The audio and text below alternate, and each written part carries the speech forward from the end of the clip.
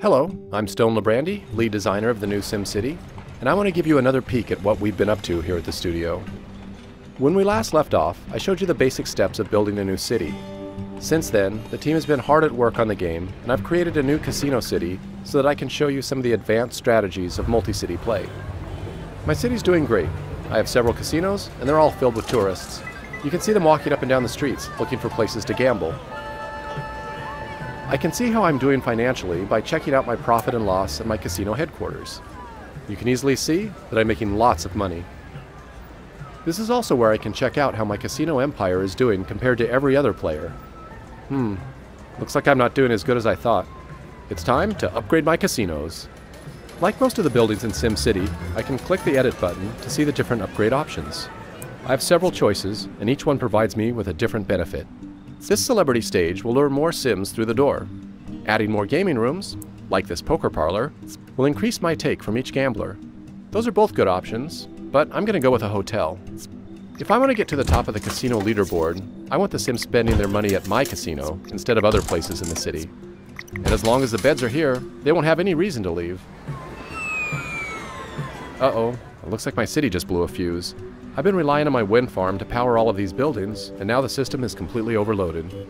Wind power is clean and cheap, and I could expand it, but I'd rather use that space to build more casinos later on. I could also bulldoze it and replace it with a coal power plant, but I don't really want all that air pollution in my city. Fortunately, there is another option. Out in the region, there's plenty of room to expand. Each one of these squares is a place where a new city could start.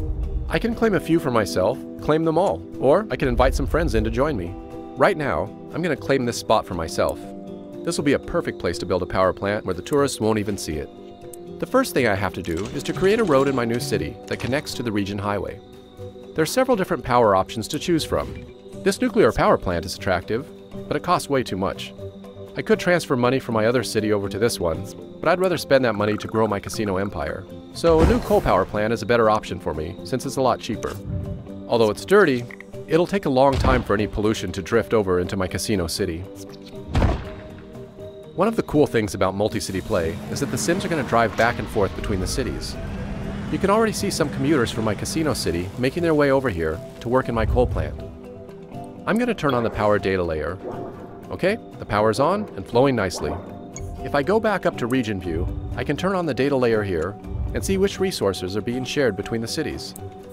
Yep, power is being sent from my coal power plant over to my casino city. Nice! Dan is online and he wants to join in. If I invite him into my region, then he can play in any unclaimed city that he wants. I'm going to abandon my coal power city and let him take charge of it so that I can focus on my casino city. Dan can decide what kind of city he wants to build. Okay, now let's go back to my casino city. Alright, the power's back on and my casinos are making money again. Some of that money's going straight to Dan to pay for this power. Dan can use the money to build out his city, so we're both going to benefit from the deal. One of the problems with casinos, they attract a lot of criminals. I can easily see there's a problem because of all this graffiti on these buildings. If I want to see some more detailed information, I can turn on the crime data layer. Whoa, this is worse than I thought. These big red blobs, they show me all the recent crime activity. My one little police station can't keep up with all this crime.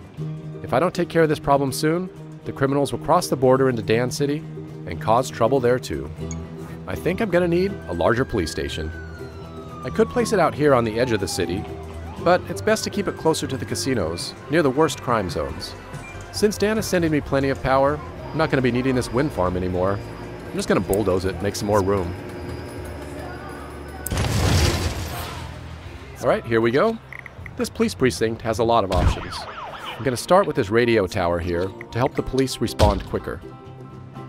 Then I'm going to add this helicopter to increase the patrol radius. This is all really expensive to maintain, but it's going to make a big difference by suppressing crime in a large area. The police will also travel to neighboring cities and patrol there too. Aw, this is great! Dan just finished building a fire station. That's going to be helpful, since I never bothered to build one of my own.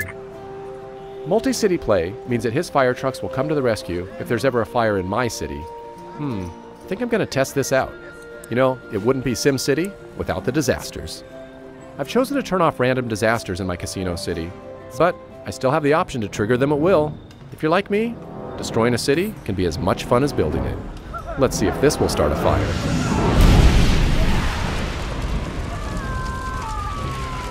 All right, here they come now.